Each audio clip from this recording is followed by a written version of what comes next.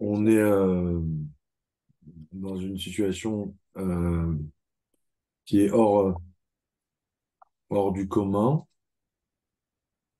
Euh, bon, il y a beaucoup de, Baruch Hashem, de vidéos du Rabbi, des cours qui tournent sur le sujet, donc ouais, on peut s'inspirer. Mais moi, je vais revenir sur une chose. Euh, et il y a une personne qui m'a dit, c'est tellement incroyable comment l'armée israélienne n'a pas pu réagir, euh, que c'est ce drame, c'est Dieu qui a décidé.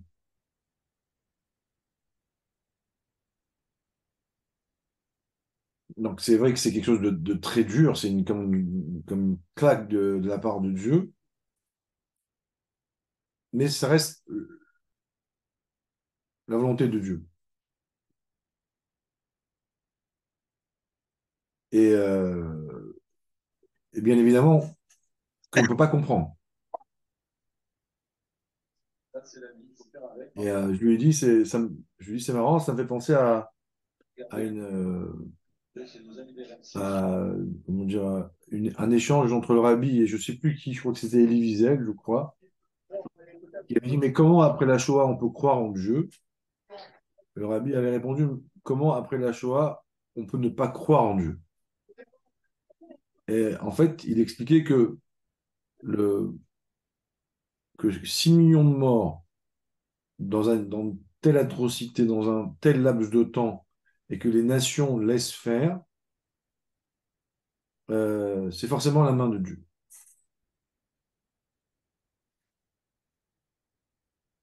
Et bon, alors, et là, j'ai été faire Nichum Avelim chez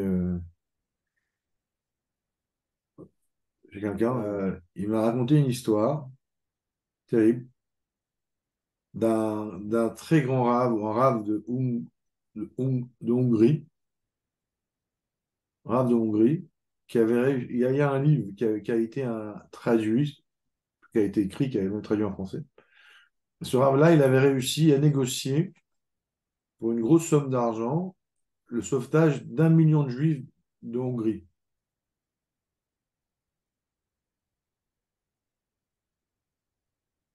Il avait réussi à faire des pots de vin et c'était un génie. C'était, voilà, il allait, bon, c'était quelqu'un de très.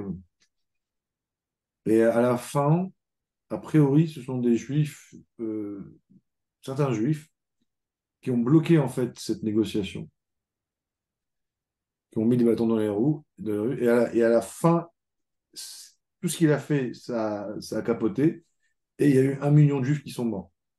Et il y a tout un livre, je crois qu'il avait acheté à Cheville-Larue, je sais pas où il est, mais à la fin, il était très, très amer, quoi. Il avait presque réussi à sauver 1 million de juifs de Hongrie. Et il a été voir le rabbi précédent, parce que ça, je connaissais pas cette partie-là. Et il a dit à cause d'eux, il y a eu 1 million de juifs qui sont morts. Et le rabbi précédent, il a dit à cause d'eux, c'est à cause de lui. C'est c'est- c'est pas eux c'est pas eux, c'est Dieu qui a décidé.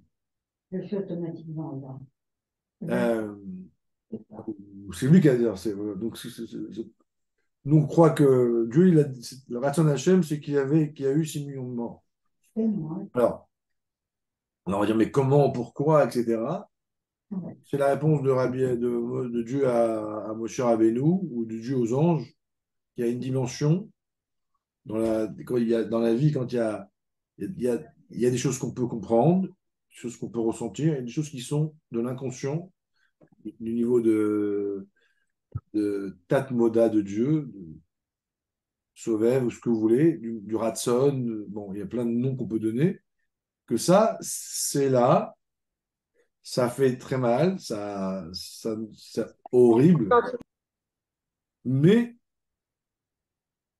c'est le Ratson Hashem. C'est-à-dire que si Dieu, d'après le Teva, les nazis n'auraient pas pu détruire 6 millions de juifs. C'est un S à l'envers. Ok. Voilà. Alors, Excuse-moi, juste une petite question par rapport au Beth tous les Amikdash. ans, chez les Chabad et Yom Kippour, je crois que c'est les Sfaradim, il n'y a pas ça, on dit la Asara Roge Malchut. Pourquoi? Et on décrit des scènes qui sont, voilà, qui ressemblent à Mandy, tu ça. entends? Il lui arrache le visage parce qu'il a. Pourquoi on raconte ça? Oui. Mandy? Vas-y, je t'écoute. Juste par rapport à ce que tu viens de dire, moi, c'est sûr qu'on ne comprend pas tout ce que Hachem y fait, mais comment ça se fait que par rapport au Beth Amikdash, par rapport au Khorban, on a remis le Khorban sur des fautes que les Bnei Israël ont fait? Pourquoi on a fait cette relation de cause à effet pour le Khorban et le Beth Amikdash, et pourquoi entre guillemets, on ne peut pas se permettre, ce qui est normal, hein, je comprends, je ne dis pas qu'il faut fasse une relation de cause à effet, mais pourquoi dans le Khorban, on fait une relation de cause à effet? Alors, regarde, je t'explique. Euh, on explique, vous avez fait ça, c'est à cause de ça. Vous avez fait ça, ça veut dire. Et à un moment, tu vois, et à un moment donné, on te dit ça, on ne peut pas l'expliquer. Ça veut dire que euh, vous avez fauté, on vous punit en relation avec la faute. Mais pourquoi tuer 40 bébés, tu vois? Pourquoi autant de violence, ont cloté des gens, tu vois? Oui, mais tu vois, Donc, quand on lit je ne comprends Echa, pas. il y a Juste, des- donc ça veut dire que pourquoi Rabbi Akiva, qui était un érudit de Torah, Zou Torah, Zou Srara, c'est-à-dire que, comme on a expliqué dans tous les cours, il y a physique, émotion, intellect et inconscient. Donc il y a bien évidemment une partie de la punition qui rentre dans la dimension du Tzimtzum, donc du rationnel, qu'on comprend, de l'émotionnel, Avat Israël, Talmud, les Torah, ce que tu veux.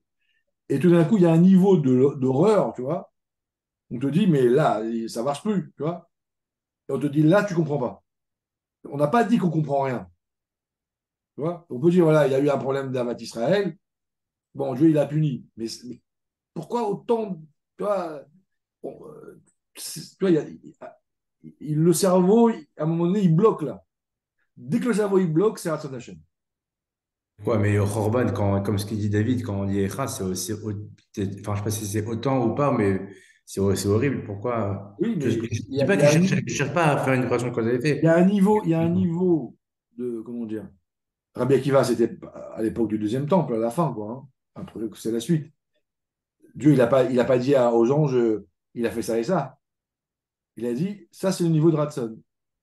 C'est-à-dire qu'il y a un niveau de difficulté qui est insupportable, inconcevable, tu vois. Euh, comment dire donc, ça veut dire que là, tu vois, à un moment donné, ça, comme si ça dépassait le cercle. Donc, oui, dans le temple, il y a des choses qui sont compréhensibles et il y a des choses qui ne sont pas compréhensibles. Tu vois, euh, c'est comme un S à l'envers.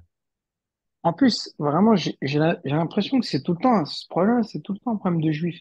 Genre, quand les nations, il leur arrive des trucs, genre, nous, à chaque fois, on doit se remettre en question, on doit se plaindre, c'est de notre faute, c'est de notre faute. Des fois, on peut dire, ouais, on n'a pas compris, c'est tout. C'est pas parce qu'on a fait des avérotes. Mais je réponds à ta question. Naturellement, on a besoin de se raccrocher à quelque chose. C'est la nature. Parce que c'est une grande force d'arriver à lâcher prise. J'étais avec bon, la personne qui a perdu son fils, là, et il me disait, dis-moi un mot. Je lui dis, il ne faut pas réfléchir. Elle me dit, je ne peux pas, moi, je dois réfléchir. Je lui dis, si tu réfléchis, ton cerveau, il va brûler. Puis tu fais da'at, tu médites, et tu crées une méditation négative, et tu vas créer des émotions, et tu vas pas supporter. C'est comme si tu mets un bout de viande dans une hacheuse de légumes. Ben, le moteur, il chauffe et il explose. Je lui dis, à un moment donné, dans l'épreuve, il faut se mettre en mode Emouna. Il faut pas essayer, il ne faut pas réfléchir. Il faut se mettre, ça sert à Tanachem. Attends, excuse-moi, est-ce qu'on doit, d'après la Torah, parce qu'on des fois on dit ce qui nous arrive, c'est une relation avec une faute. C'est peut-être pour ça que naturellement on pense à ça, mais j'ai déjà entendu ça. Pas Alors que, pas pas tout que, à pas que, l'heure, hein, mais pas que, c'est pas vrai. C'est Je pas suis en vrai. train je Le suis en train de rabbi penser dit de manière clairement, pour le des trucs. rabbi, écoute, écoute, le rabbi dit clairement que en tout cas, à une femme, que Ouais. Allô? la mort de je sais plus qui, c'était pas, il dit, s'il t'as pas assez de mérite pour que tu peux pour causer la mort de quelqu'un. La mort de quelqu'un, c'est décidé par Dieu, par Je parle exemple. pas de la mort, je parle pas de la mort, je parle de. Ah, je- là, en Israël, c'est Oui, ça, oui, mais hein. est-ce que pendant certaines épreuves qu'on a, des fois, ça nous arrive de dire, ah, mais parce qu'en fait, j'ai eu ça. Oui, c'est possible, à condition que ça ne te crée pas du stress, à condition que ça ne te rend pas fou, à condition que ça te rend, tu vois, si tu sais le gérer, oui, sinon, non. Si tu rentres dans une forme d'angoisse, etc., aujourd'hui, le rabbi, il a beaucoup éliminé ça. Alors, oui, on peut, et il y a des lettres du rabbi là-dessus, il te dit, voilà, vous avez telle maladie, vous avez guéri, alors cette maladie-là, elle est liée à telle faute, donc Oui, mais on va dire, les idées doivent être utiles. Les émotions doivent être productives. Si une idée te permet d'avancer, vas-y. Si une émotion elle te permet d'avancer, vas-y. Si ça te rend fou, laisse tomber. Laisse tomber. Même si c'est vrai, on s'en fiche. Tu vois, c'est en train de te Je piéger. comprends, mais c'est peut-être pour ça que beaucoup de rabbinim, et je dis pas qu'ils ont raison, mais ils essayent de faire cette relation que vous avez fait avec certaines fautes. Oui, C'était dans ce qui vous mais là. aujourd'hui, on rentre vite dans l'angoisse, dans la rasera, dans le, tu sais, la inara, le machin, les rêves. Le rabbi, il a enlevé tout ça. Tu vois, parce qu'en fait, tu rentres dans la tristesse et tu deviens en fait, tu es tellement orgueilleux et tellement égoïste que la Torah devient un moyen de te renfermer encore plus dans ton stress et tu deviens un religieux euh,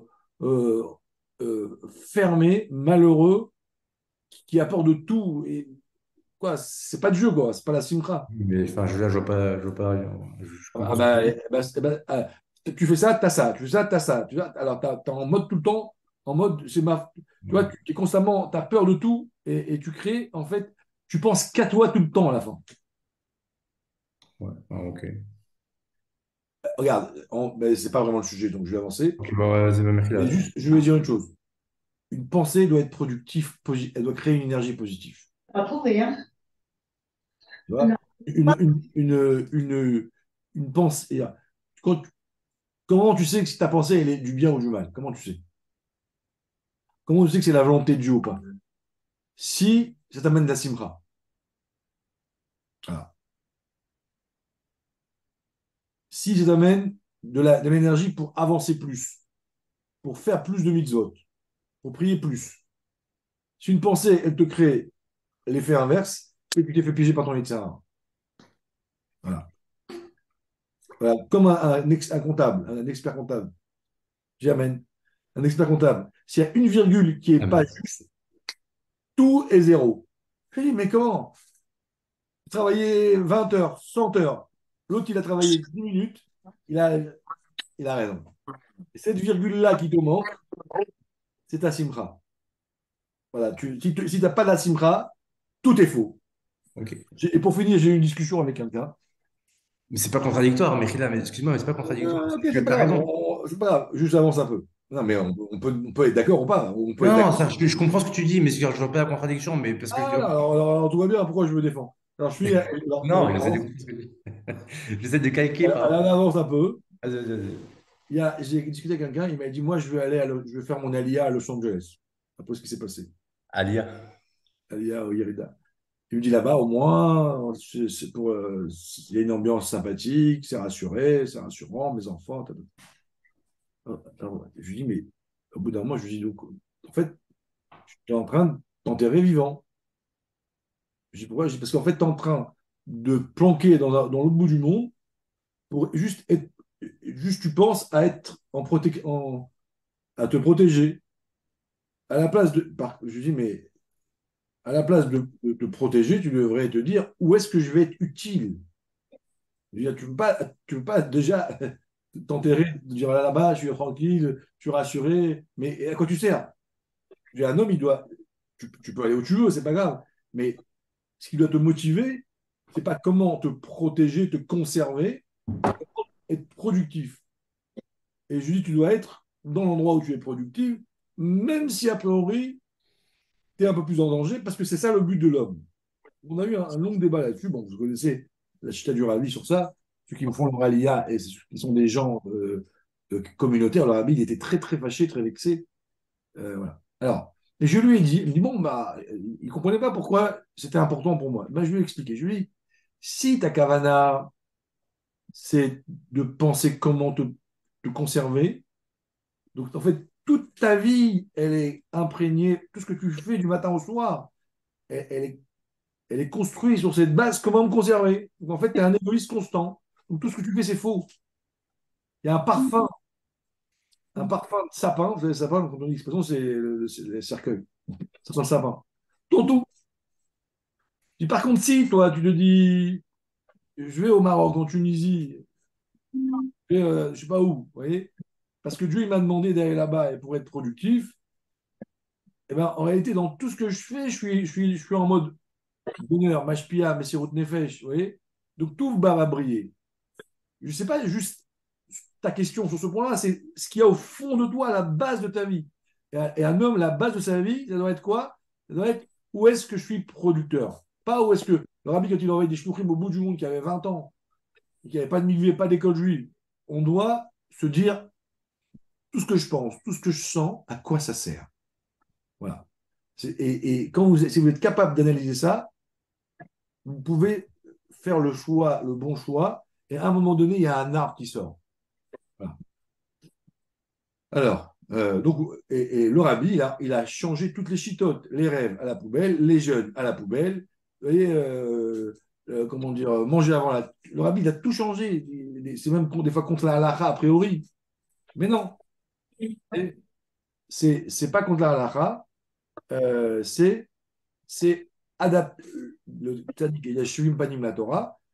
Je dis aujourd'hui, on a un teva et il faut en tenir compte. Et le Icar, c'est d'être Bessimra et d'être orgueilleux. Et ça, je vais vous l'expliquer. Alors, tout le temps, les shiurim, c'est pas être orgueilleux, non, il faut pas être orgueilleux. Exactement. Je vais te montrer, tu vois. Alors, on y va.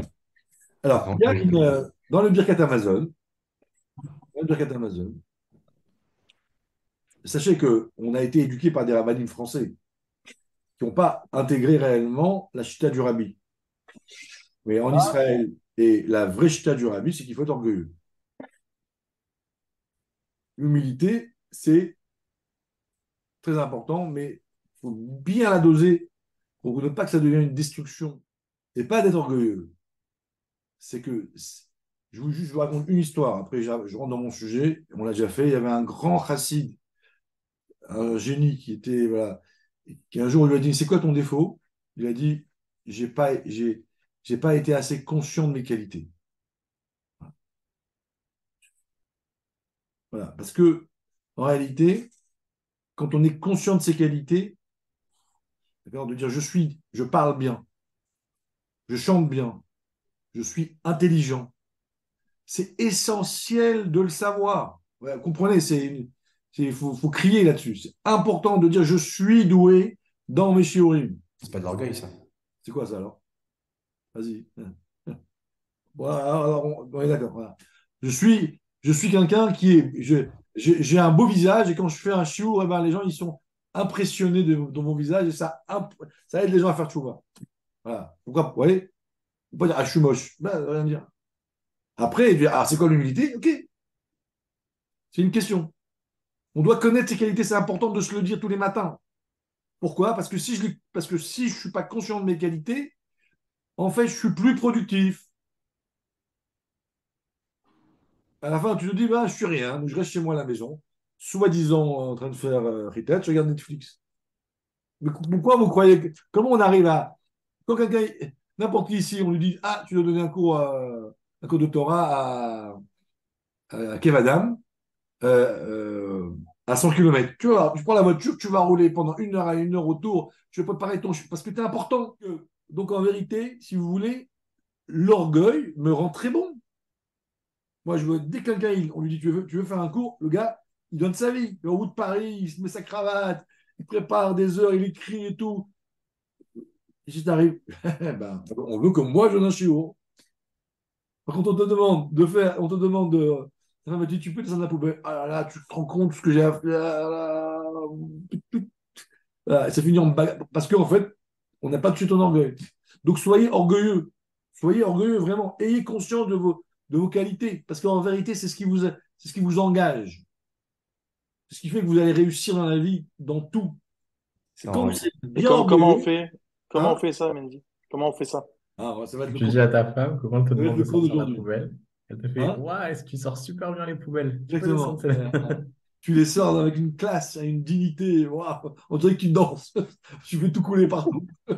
Tu te filmes. Alors, mais si les femmes savaient, eh ben, les hommes pourraient. Si les femmes savaient nous dire, ah là là, vous voyez, nous faire des Oui. compliments comment, pour la poubelle, ce serait que ce serait plus facile. Mais on n'aurait pas fait le Messie en effet. Donc, grâce à Mon elle. chéri, viens, chéri. Mais non, grâce à elle. Alors, moi, j'ai vu il n'y a pas longtemps un monsieur, je sais pas, il doit avoir 80 ans, qui a fait un discours, voilà. Et dans l'assemblée, il y avait une personne qui n'arrêtait pas de rire quand il faisait des blagues. Et je me suis retourné, c'était sa femme. Et je me suis dit, et quand elle riait ou elle applaudissait, elle a encouragé tout le monde. Et je me suis dit, waouh, ou elle est très intelligente, ou c'est une femme extraordinaire. Et voilà, elle riait à ses blagues. Vous voyez? Ben, pour un homme, c'est extraordinaire d'avoir une femme qui rit. Vous voyez. Alors, on avance. Alors maintenant, on commence le cours un peu tard, mais c'est des semaines un peu compliquées. Alors, dans le Birkat Amazon, il y a la deuxième bracha Nodelecha, qui s'appelle, dans lequel on fait Birkat Haaretz, on bénit la terre. On remercie, on bénit Hachem, la terre d'Israël. Et dans cette bracha-là, on mentionne la Brit Mila et on mentionne aussi l'étude de Torah. D'accord? Donc, voilà. Donc l'idée de base, voilà, c'est que dans le Birkat Hamazon, on dit Hachem merci d'avoir donné la Brit Israël. Et en passant, on parle de la Brit Mila et en passant, on parle de l'étude de la Torah. Donc la question, c'est quel rapport entre ces trois choses-là? Alors, c'est un texte très long. On va aborder un point. Après, vous pourrez continuer tout seul. Voilà, mais il y a un point vraiment intéressant qu'on va développer. C'est Mahamar, donc dans Devarim, l'Écoute Torah, Mevoua, hein, la parachat Ekev. Commence par Olavin, Shoresh, Ta'am, Kishu, Vechibur, Veshayachut, Brit, Vetorah, Libirkat Amazon. Okay. Alors, deuxième question, c'est que il y a 100 ans, on était en Chutz La'aret, on était en dehors d'Israël. Et pourquoi on fait une bracha sur la terre puisqu'on n'est pas dedans? Donc en hébreu, Lichora, Tzer Leavin, Kushia Yoter Gdola, Minalan, des Birkat Haaret, Bismanazé de Oraita, des Active ou Berachta, à la Haaret, et Shlomar, Dainu, Bisman, chez Israël, Shruim, Aladmatam. Oui, a priori, je ne vais pas rentrer dans la technique si vous voulez, vous pouvez rentrer dans les mots, mais l'idée, il te dit, bah, je fais une bracha sur quelque chose que j'ai. Je suis dans l'exil, il n'y a pas de bracha. Donc pourquoi je fais une bracha sur la terre d'Israël quand je suis en exil? Alors, voilà, ça c'est deux questions. En passant, une autre petite question. Il y a le matin une prière qui s'appelle Elokai Neshama. On en a déjà un petit peu parlé. Donc, à l'époque, c'était la première prière des brachot. Après, il y a eu le Modéani, Hachayatzar, mais Elokai Neshama, c'est la première prière.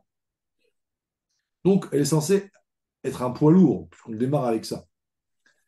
Et dans cette prière-là, on nous dit Elokai Neshama Shenatatabi Teorai. Moi, je me suis toujours posé la question. Je traduis, Dieu, l'âme que tu m'as donnée, elle est pure. Bon. Quel est l'intérêt D'abord, qu'est-ce que ça veut dire que mon âme est pure? Et à part ça, quel intérêt? Quel intérêt de savoir ça? Alors, il dit, première idée, quel rapport il y a entre la Brit Mila et Eretz Israël? Il dit qu'en vérité,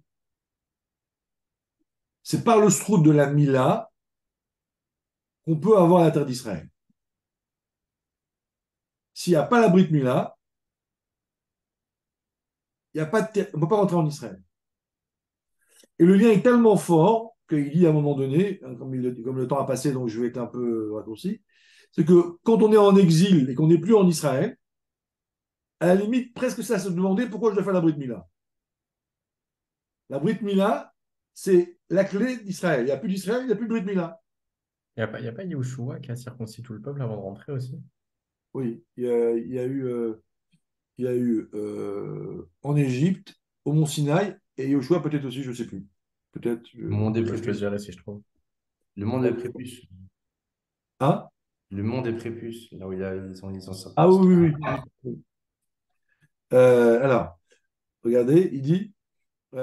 Alors, donc, pour répondre à cette question-là de la Mila à la d'Israël, actuellement, il dit. euh,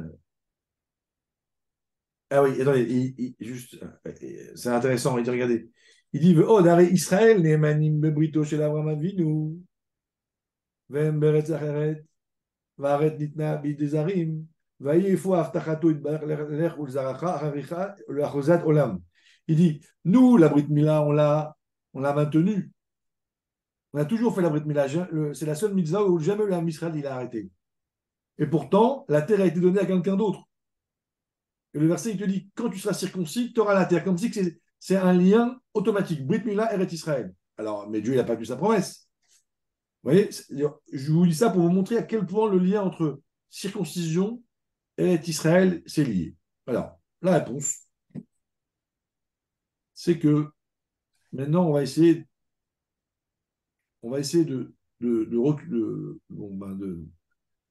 d'aborder la Torah de manière plus dans le sod. Il y a souvent la question qui revient, vous vous battez pour une terre. Quoi, toute votre Torah est basée sur un territoire, c'est très, voilà, très paysan, très matérialiste. Bah, une terre, voilà, une terre c'est pour un peuple, pour se protéger, mais en quoi la religion est liée à une terre? Alors, il dit qu'en réalité, il y a une terre d'Israël qui existe spirituellement. Et cette terre spirituelle, donc, qui représente quelque chose, on va voir ce que c'est, Eretz Kenaan, elle existe tout le temps.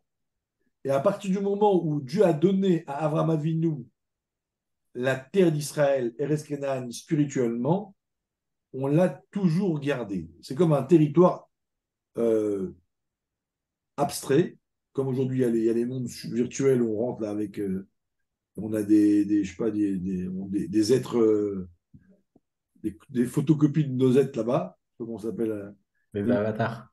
l'avatar, voilà. Et ben, en vérité, il y a un monde virtuel qui s'appelle Eretz Kenaan, et Dieu a dit à Abraham, tu veux cette dimension, circoncis-toi. Et c'est circoncis, il a atteint cette dimension-là, que l'âme Israël il a, et on l'a tout le temps, on ne l'a jamais pris. La terre d'en bas, quand on l'a, c'est le reflet de cette révélation. D'accord? C'est un Et ça nom. s'appelle Erez Kenan. Eretz Kenaan. Ouais. Pourquoi Kenan? Je vais voir pourquoi, c'est précis. Bravo, bonne question. Maintenant, c'est quoi cette terre, c'est quoi cette dimension sacrée qu'on nous a donnée à nous et à personne d'autre? Et quand on a la terre d'Israël, ça a le reflet. Quand on n'a pas, il n'y a pas de reflet, mais elle est toujours à nous. C'est quoi cette dimension-là? Alors il dit, il dit, et c'est pour ça, regardez, la reine Mila Noeg Bismanazé, et c'est pour ça que la Mila, on l'a fait à notre époque, parce que la terre de Canaan, virtuellement, elle nous a été donnée et on l'a toujours. Donc la Brit Mila a lieu d'être. Si on nous avait repris cette terre de Canaan virtuelle, on aurait la Mila, il n'y aurait plus la Mila de Brit Mila. Je n'ai pas expliqué, mais juste qu'on comprenne bien le lien qu'il y a entre ces mitzvot-là. Alors regardez, il dit, alors c'est quoi cette terre de Canaan virtuelle?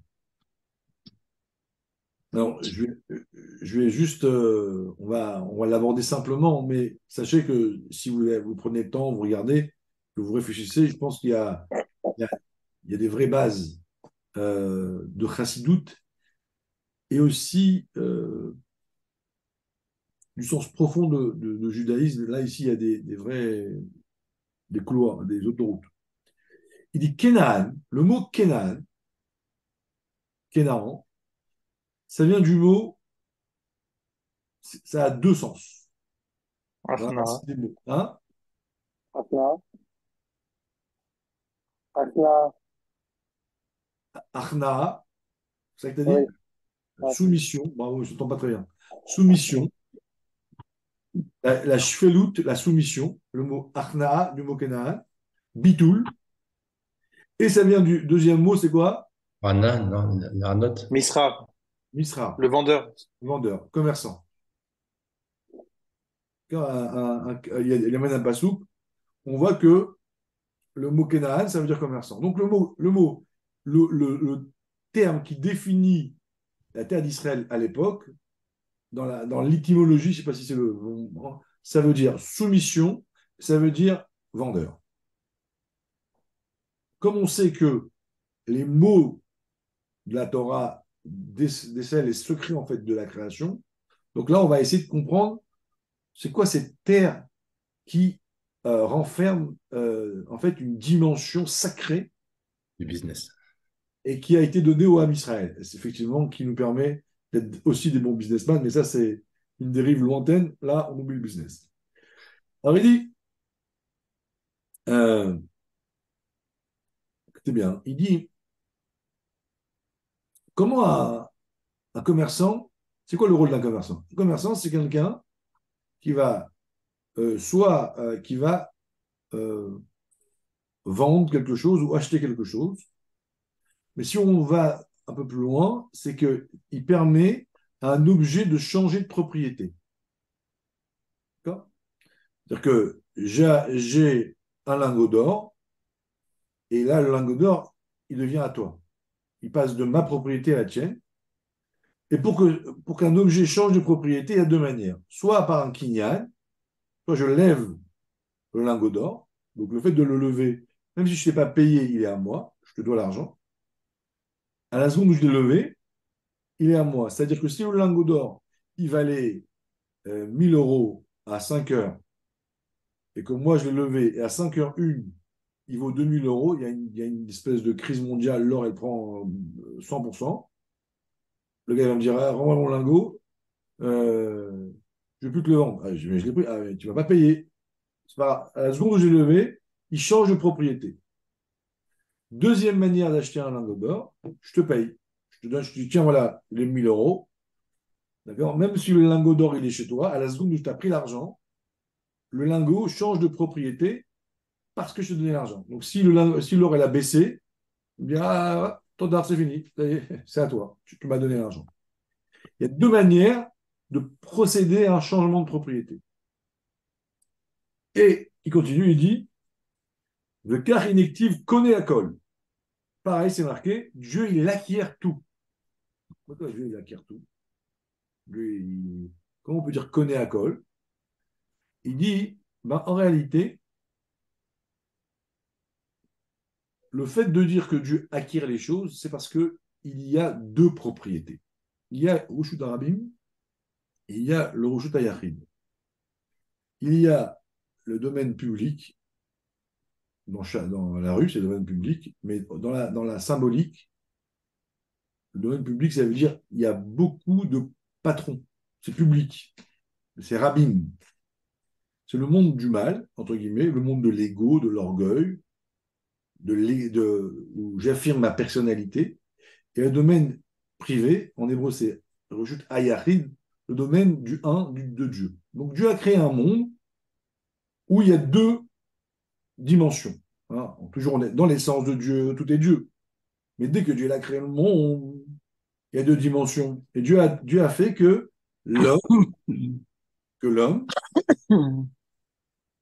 son caractère, sa vie, le monde dans lequel on est, le monde qui s'appelle Elem, voilement dans lequel la nature prend le dessus, le teva du mot noyer. Donc Dieu est noyé, Dieu est caché, dilué. Okay, et le monde n'est plus tahor. Le mot tahor, ça veut dire translucide. Le monde n'est plus transparent. D'accord? Parce qu'il y a tellement de voiles qu'on ne voit plus Dieu. Et la kedusha, c'est quoi ce qui est dit, ce qui est à part. Hein, le mot kadosh, ça veut dire à part, séparé. Ça s'appelle Dieu, parce que dans notre réalité, c'est pas kadosh. Le mot kadosh ne veut pas dire pur, veut dire c'est différent, c'est spécial. Qui est-ce qui est spécial? C'est Dieu. Mais dans mon monde à moi, il y a moi. Okay, j'ai fait plein de jeux de mots. Hein. Vous voyez, c'est important de comprendre que dans les mots, il y a tout. Et dans ce monde-là, tout est assourd pratiquement. Il y a beaucoup de assourds, beaucoup de choses qui sont prisonniers. Hein. Assourd, c'est pas interdit, prisonnier. D'accord? Et donc, dans ce monde-là, eh ben, en fait, je m'appartiens. J'appartiens à mon ego. Et Dieu est en haut et il veut que je lui appartienne. Parce que Dieu est amoureux de nous. Tous les matins, quand Dieu met les tefilines, c'est marqué Mik et Amra Israël. Qui est comme toi? Hein. Non, mon peuple, Dieu, il est amoureux de nous, il nous aime et il veut nous acheter, il veut qu'on change de possession. Il est comme ce commerçant, d'accord, qui veut que je passe de mon monde à son monde, comme une femme. Areat mekou deshetli. Ok. Alors, voilà. Donc, ici, on va dire, le rêve de Dieu, l'objectif de ma création. Dieu, il veut, Dieu, il m'a créé dans un domaine, volontairement, hein, c'est un jeu, hein, et Dieu, il attend que je lui appartienne. Voilà, que je passe de ma propriété à la sienne. En fait, il attend de nous qu'on reconnaisse que tout ici, en fait, est la première dimension. C'est plus que reconnaître, c'est un acte, parce que dans le commerce, tu vois, tu te donnes à lui et lui, il te prend. Tu vois, c'est vraiment comme si que on change de propriété. Comme quand tu te maries, ton rêve, c'est que ta femme t'appartienne, elle se sépare des autres. Tu vois. Alors, ça passe par une reconnaissance, mais aussi ça passe par un acte. Maintenant, regardez, et je finirai avec ça, parce que le temps passe, et ça, c'est le clou du cours. Après, voilà, hein, peut-être on reviendra sur d'autres points, mais je ne vais pas faire tout le Mahamar. Hein. Il dit, regardez bien, il dit, pour que Dieu puisse m'acheter, il faut que je sois à vendre. Faut que j'ai une démarche. Comment, comment je fais pour que je change de propriété le matin quand je me réveille? J'ai passé une nuit, mon neshama, il est parti. Donc, c'est l'obscurité qui a envahi mon corps. Et le matin, quand je me réveille, je suis bien mchenef. Vous entendez? Bien, voilà, lourdeau. Avec tout mon ego, etc., mes angoisses, mes stress. Vous savez, les gens qui se réveillent le matin et ils sont, ah, j'ai mal là, j'ai mal là. Bon, voilà. Donc, qu'est-ce qu'il faut? Il faut que que tout de suite, je me conditionne. Comment je fais? Elokai Neshama. Quand je fais Elokai Neshama, vous allez voir, c'est un acte où je vais me redonner à Dieu. En quoi, quand tu fais Elokai Neshama, tu dis Théoraï, ça provoque ça. Quel rapport? Écoutez bien ce que ça veut dire Théoraï. Alors, je vais la faire dans les mots. Il dit, Vaïnou, Im Yassim Elav Libo, Elecha Hashem Nafsi Esa, je traduis pas tout, hein, mais pour ceux qui- Vaïnou, Alidé Shidbonen, Ki Neshama Shenatata Bitoraï, Veata Atil Letela Mimeni. Si l'homme il médite sur la notion de mon âme est pure, et la suite, et un jour tu prendras mon âme, alors déjà maintenant, Vlachen Gam Meata Yachazirena Elav Itbarer, Gam Kodem Zmana. Eh ben, mon âme, elle te sera rendue déjà maintenant. Après, je vais expliquer après. Hein. Chez Moez Bechayav Mamash, il va être dégoûté de sa vie vraiment. Et à l'autre Nacho, le Mekor Chutzva, pour que mon âme retourne vers lui dans l'essence de l'âme. J'ai traduit littéralement le Mamar. Non, j'explique. Il dit le mot, en vérité, si vous voulez, là, on a une méditation technique pour essayer de se raffiner un petit peu le matin. Par une petite prière un peu intense. Après, je vais travailler. Et ce moment de recul, voilà, on prend du recul un petit peu avec la réalité, me donne la possibilité d'avoir une vie, euh, on pourrait dire, une vie avec un certain recul toute la journée, comme un petit peu, comme une odeur qui va parfumer ma journée, ou un parfum, comment on appelle ça, concentré de fruits, ou je ne sais pas qu'on met dans l'eau là, qui va mettre du goût dans le brodo. Alors c'est quoi? Ma neshama, mon âme, l'âme juive, n'est pas un être normal. Toutes les créations, ils ont passé le Tzimtzum, voile 1, voile 2, à la fin, ils s'arrivent à 100% de voilement, et tu crées un goy, tu crées un ange, tu crées une pomme. Le juif, son âme, elle vient du niveau de Théoa, ça veut dire du niveau où Dieu, il n'y a pas du tout de Tzimtzum, où Dieu, il est dans son éclat le plus fort. Tahor, ça veut dire transparent. Elokai, Deshama, Shenatatabi, l'âme qui est en moi, c'est une intruse, c'est un martien. C'est un être qui vient d'un monde où il n'y a pas de Tzimtzum, où Dieu il brille très fort. Dieu il prend cette âme-là, il la met en bas. C'est comment on appelle ça, un être qui vient d'une autre dimension. J'ai un être qui est extraordinaire, j'ai une part de Dieu en moi. Et le cas chez Tabitoraï, c'est Nefesh Hasheni chez Israël, Chelek Elokam Imal Mamash. J'ai une âme de rabbi. J'ai pas de rabbi, j'ai une part de Dieu en moi. Tous les matins, dès que tu te réveilles, tu dois te dire ça. J'ai quelque chose en moi qui a nulle part ailleurs. Ok. Dans les mots. Iteruda Adam Milmata. Comment je me réveille? Comment je peux être un héros? Il y a l'idée chez Umit Bonen, Bekar, chez Nishmato Teora. Aïnou, chez Shorsham, Iprinat Eliona Meot. Ça veut dire que je réfléchis le matin. La première chose que je pense, c'est de dire j'ai une âme extraordinaire, très élevée.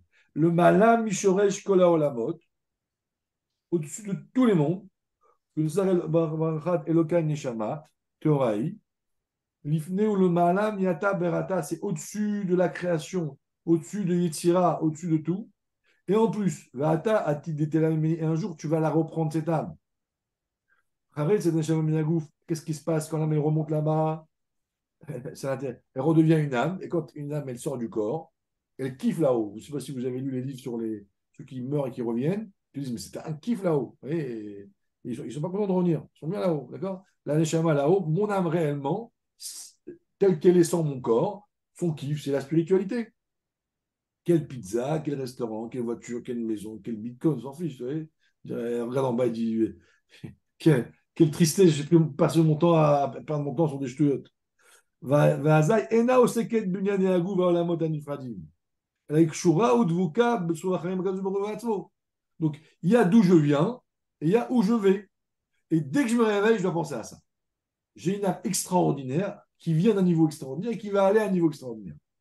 Va aller aider. Tu vas me dire, à quoi ça sert de penser à ça le matin? Je vais prendre mon café, moi. Va aller aider.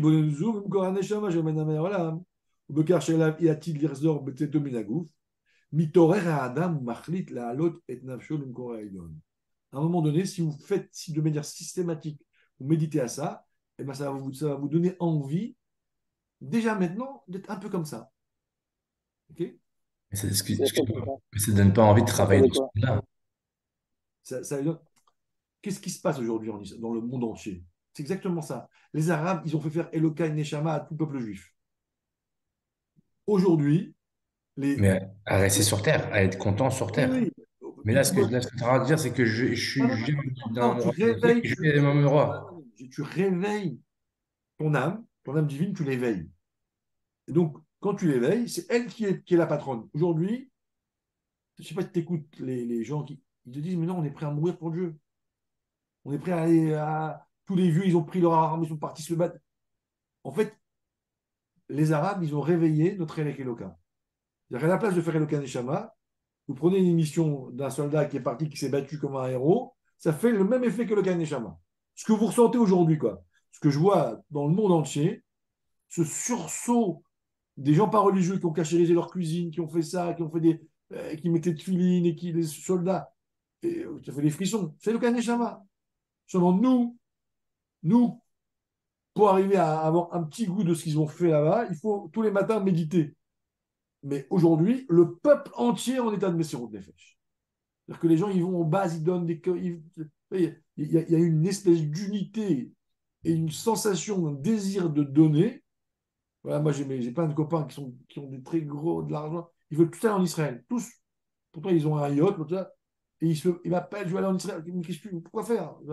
Parce que j'ai envie. La Neshama, elle s'est réveillée. Donc, ça s'appelle Messirut Nefesh. Donc, le matin, si je médite à mon état d'âme avant, mon état d'âme après, je crée un état d'âme maintenant. Voilà, je vis dans les mots. Validé Ibn Benoko Aneshama Shel Melamina Olam, Ubekar Sheelam, Iatida Larzor Betseto Minagouf, en pensant d'où je viens et en pensant où je vais, Mitorer à Adam, ça éveille l'homme, ça éveille mon âme divine, tu vois, ça la remet en position de combat. Ou Machlit la Lot et Nafsho le Mekora Ayon Dvarata. Déjà maintenant, il veut déjà être un peu, il a envie d'être une âme, comme les fils d'Aaron. Vezot, Bemsirut Nefesh Lachem, Mamash Kmo Betseta Minagouf, Bimlerot Lo Shvivim Shana. Et à ce moment-là, si je réussis ma méditation, je suis en mode Messirut Nefesh. J'ai envie de mourir pour toi, Hachem. Chez Ena Meharet Betsorke Agouf, et j'ai plus tellement besoin d'une voiture, un truc, un machin. Et là, Marshavata, Miyuchedet, Umuloveshet, Botiot Torah, Vetfila, et je vais m'attacher à Dieu à travers la Torah Vetfila. Après, par contre, quand je finis les brachot, la Tfila, il faut redescendre dans la matière. Mais il faut que j'ai, au début de ma journée, un moment on va dire, de voyage. Voilà.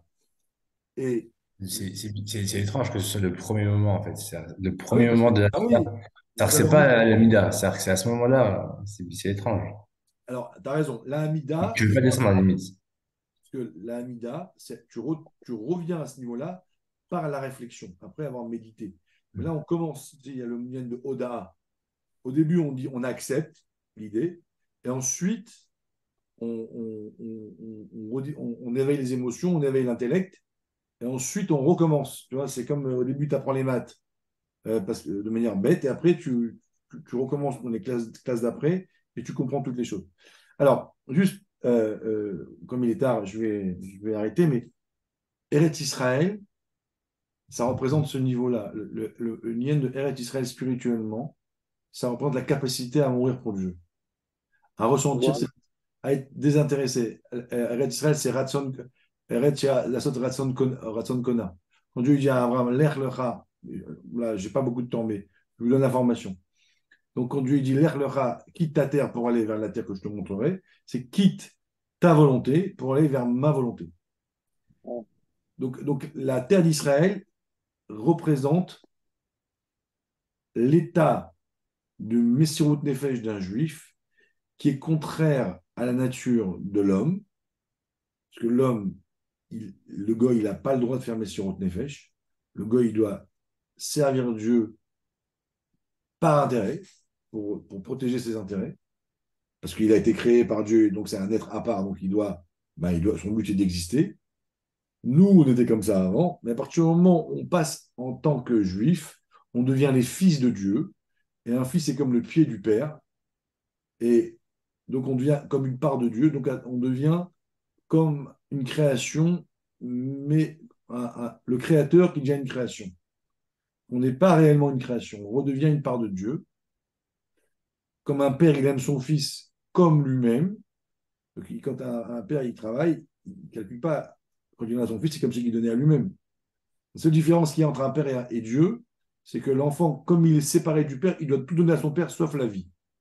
Parce qu'il est un être à part. Par contre, nous, avec Dieu, on est comme une part de Dieu et même la vie, on doit lui donner. Donc, on a atteint cette dimension-là, on devient Dieu, on va dire. Et donc, cette dimension-là, c'est ça, Eretz Israël. Et donc, quand on a cette dimension-là, cette chance de devenir le fils de Dieu et une part de Dieu, donc ce que je ressens dans ma vie, c'est la capacité à, à avoir la mitzvah de mourir pour Dieu. Pour un goy, c'est la source, et pour nous, c'est la plus grande mitzvah. Et pour arriver à ça, il faut se circoncire. Parce que si je me circoncis pas, hein, alors là, j'ai encore de l'ego qui va profiter de cette révélation et qui va la transformer en négatif. C'est ce qu'ont fait les Égyptiens quand cher Rabbeinu, Youssef Hatzadik, il a voulu circoncire les Égyptiens pour les raffiner. En fait, ils ont transformé cette capacité à attraper l'énergie, ils l'ont mis dans le mal. Et c'est pour ça qu'on dit que les Arabes, ils sont en Eretz Israël en même temps que nous, et à la fin, ils vont perdre par le sceau de la Brit Mila. Pourquoi les Arabes sont encore en Israël maintenant? Parce qu'ils font la Brit Mila. Mais eux, ils ne font pas comme nous, ils font que la moitié de la Brit Mila. Et ils ne font pas le. Regarde. Donc, à un moment donné, le shoot il va s'arrêter et là, ils vont être chassés. Et on voit que les Arabes et les chrétiens, dès qu'ils commencent à rentrer dans le Messirut Nefesh, comme les croisés et aujourd'hui les Shahids, en fait, eh ben, comme ils n'ont pas le droit de faire Messirut Nefesh, dès qu'ils rentrent dans cette dimension-là, ils deviennent des cruels. Parce qu'en fait, ils goûtent au plaisir de la spiritualité, mais c'est leur ego qui s'exprime. Donc ça devient des fous de Dieu et qu'ils aiment la mort. C'est ce qu'ils font. Ils aiment la mort et à un moment, ils débordent et ils vont arriver à des horreurs. On voit que même les religieux, les Arabes normales, à part s'ils sont dans la passion, ils disent mais ça n'a plus de sens, quoi. Que nous, par contre, comme on a un câble très puissant, on est capable de se battre avec eux et de les tuer s'il faut, mais avec amour, avec respect du mort, avec respect. On est des guerriers, on est prêt à mourir pour Dieu quand il faut, mais par amour pour la vie. Parce que nous, on est capable de supporter Eretz Israël, la capacité d'être prêt à aimer quelqu'un jusqu'à disparaître, mais en gardant toujours cette espèce de distance qui va faire qu'on on va pas devenir une tête brûlée et qu'on ne va pas rentrer dans je m'observe mourir pour Dieu et là je deviens le plus orgueilleux qui puisse exister. Ça veut dire mélanger l'énergie et mon moi et on arrive à un moment donné où le type il va se sacrifier pour Dieu en violant une fille. Tu vois, mais il y a une incohérence. C'est parce qu'en fait, ils ne savent pas gérer cette révélation-là et ça devient extrêmement dangereux. Et les seuls qui peuvent se battre contre eux, c'est nous. Les seuls qui peuvent combattre en fait ce niveau de mal, d'accord, c'est l'âme Israël. Parce que nous, on a un niveau de Yichida, parce que nous, on a un niveau que eux n'ont pas. Quand eux, ils dévoilent leur Messirut Nefesh, nous, on dévoile le nôtre. Le nôtre, il va dans une dimension que eux ne peuvent pas aller. Et à la fin, c'est nous qu'on amène le Mashiach. Et nous, vis-à-vis d'Amalek? Bah, c'est pareil. Amalek, le dernier combat, c'est Amalek. Et eux, c'est Amalek, quoi, en fin de compte. En réalité, quand tu vois, ce qu'ils font, c'est que ils font le mal et ils aiment le mal. Et comme à l'époque d'Amalek, ils avaient coupé la Brit Mila, le prépuce d'un homme, il le jetait en l'air, quoi. C'est exactement ce qu'ils font. Donc, à la limite, on a une mitzvah de tuer homme, femme, enfant. Alors, avant, on ne comprenait pas, mais là, presque. Voilà, messieurs, si vous avez des questions, sinon, moi, j'ai fini. C'est magnifique, c'est incroyable. Tout ça, c'est dans le Mahamar ou le reste, à la fin, tu as fait le lien? J'ai fait le lien. Mais il y a beaucoup d'informations, il faut. Comment C'est ça, énorme, par c'est toi? incroyable. À la fin, t'es parti très loin, tout seul. C'est l'aspect fastidie De ce qui se passe, quoi. Exactement. Et Mehmet, hein, je suis tombé par hasard sur le Mahamar. Je le lisais, j'ai envie de pleurer. Tu sais, tout d'un coup, tu as les explications des. J'avais peur. Le Mahamar, il me faisait peur. Ça veut dire qu'il me parlait. Voilà. incroyable. Ouais, monsieur, vraiment, il explique comme tu dis. Bravo, Mendel. Bravo, Khazak. Voilà.